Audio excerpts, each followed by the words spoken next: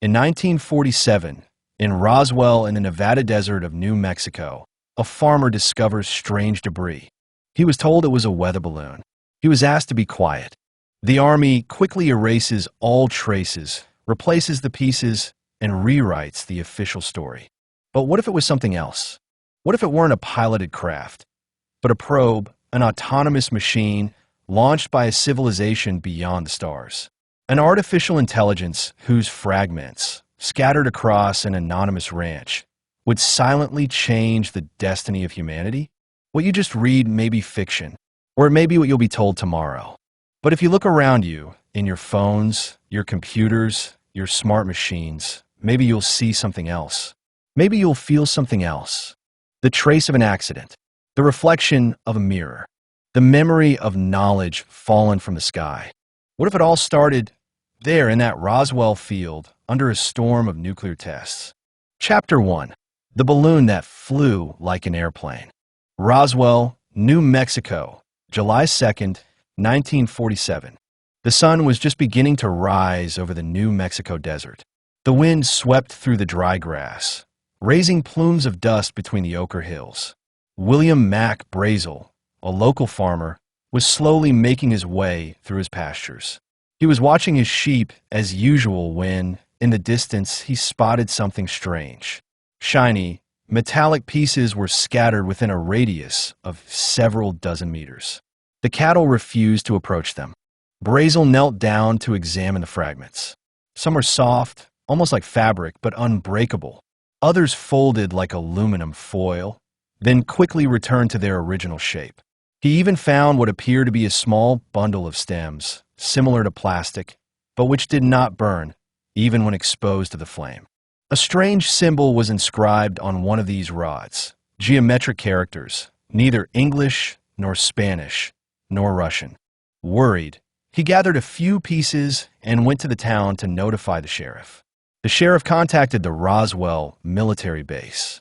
Within hours, the military arrived in force, cordoned off the area, and removed the debris. Local journalists were initially invited, and the base officially declared that it had recovered a flying saucer. The next day, there was a complete reversal. The object was now an ordinary weather balloon. But one question remained. Since when do weather balloons take sharp turns? Forgotten testimonies. In the days leading up to the crash, several residents had seen strange lights in the night sky. Some reported that an object shined like chrome and moved quickly, sometimes zigzagging, as if trying to avoid something. Crash craft and small humanoid bodies much further west before the military silenced him. Roswell Funeral Home employee Glenn Dennis said he was contacted by the base to provide several small, airtight coffins and saw a nurse in shock after seeing something you don't see on Earth. Yet the national media silenced these stories. The official narrative took over. What the Army never said. Internally at Roswell Air Force Base, Major Jesse Marcel was tasked with overseeing the recovery. He later reported that the debris bore no resemblance to any known balloon or probe.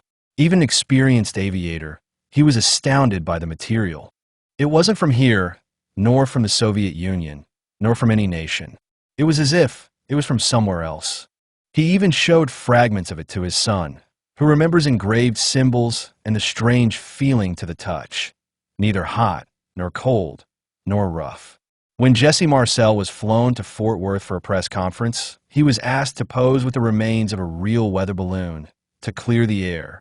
He reluctantly agreed, realizing he had no choice. When he returned, everything had been cleaned up. The desert was silent and the secret well kept. Unanswered questions. If the craft was a weather balloon, why? Mobilize so many soldiers urgently? Transport the debris to the Wright-Patterson base at the top secret center? Impose silence on so many civilian witnesses? Multiply contradictory statements? And above all, why did some military witnesses report, much later, that the object had no visible welds, no identifiable technology, and seemed alive? The years pass, but the shadow of the monolith looms.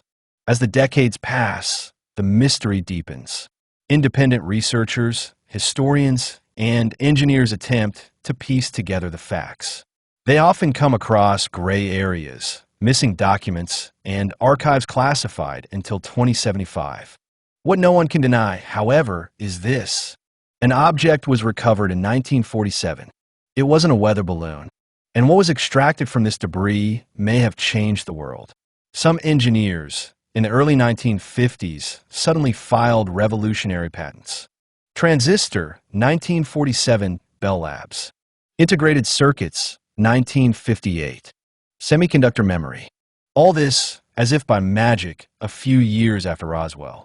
An engineer of the time once said, "We were given a puzzle, and we did what we could." A balloon? Really? Since when does a weather balloon turn at right angles? And if we lied in 1947, what remains to be discovered today?